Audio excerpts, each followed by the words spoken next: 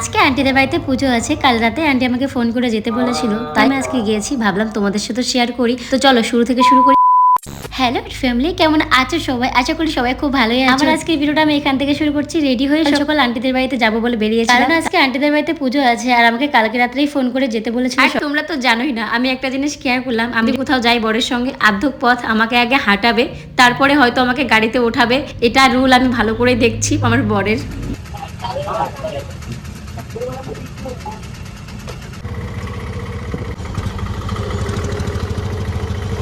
আন্টিকে ফোন করলাম, জিজ্ঞাসা করলাম কয় নাম্বার রাইডে ওরা থাকে।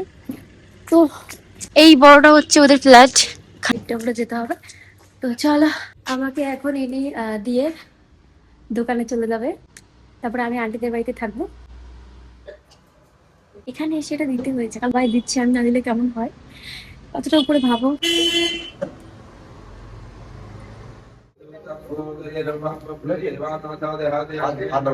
পরিবারের পুজো হচ্ছে, তো সবাই বসে যাওয়ার পরে আন্টি আর আঙ্কেল বসেছে, তার সঙ্গে ওনাদের ছেলেও রয়েছিল। মানুষ তো অনেক আছে, অনেক ধরনের মানুষ আছে, তবে কি বলতো, ওনাদের সাথে মিশে থেকে সত্যি অনেক ভালো লাগলো। মানুষগুলো সত্যি অনেক ভালো।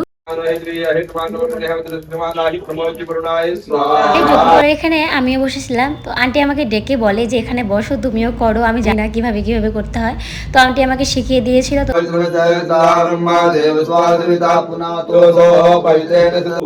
आरोग्य हमें प्रदान करे।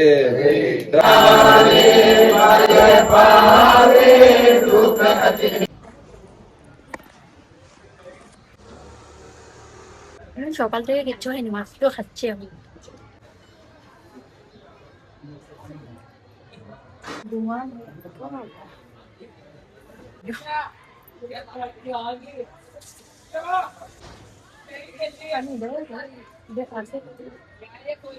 कहाँ जाएगा पानी नीचे? क्या हुआ? लोग नहीं, दुकान में बनी है।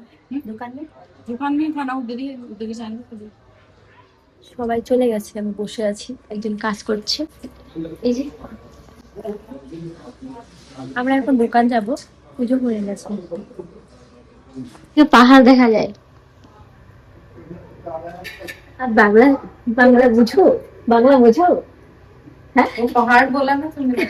আমি ওখানে এটাই বলছিলাম, আন্টি রান্নাঘরের জানলা দিয়ে পাহাড় দেখা যাচ্ছিল, আর তাদের ঠাকুরগুলো কত সুন্দর সাজিয়ে গুছিয়ে রেখেছে, কত ভালো লাগছে দেখতে।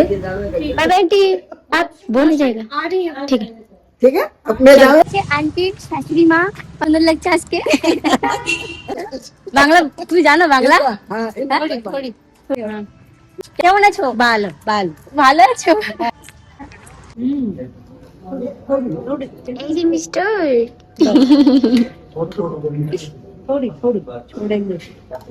তোমরা দেখলে আমার বর দিতেছিল, আসলে বিষয়টা এরকম না, ওইগুলা কাজ করে না। আজকে পরিবারের সবাই এসছে আর সবার খাওয়া দাওয়া হচ্ছিল, তাই আর কি আমার বর দিতেছিল আর আন্টিরাও দিতেছিল।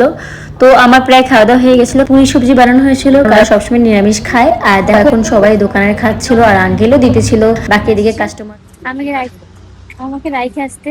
তোমরা তো দেখলে আমার বর রেখে আমাকে আবার দোকানে চলে আসবে। আমি গেছিলাম 11টার দিকে, আর এখন প্রায় 3টা বাজতেছে। যজ্ঞ হয়েছে, অনেকক্ষণ থেকে শোনা যজ্ঞ হয়েছিল জানো, আমি তো 2বারই তো করলাম। আমার বর চলে যাওয়ার পরে আমি আমার সমস্ত কাজগুলো করে আমি দিচ্ছিলাম, কাপড় টাপড় অনেকগুলো ধুয়েছিলাম।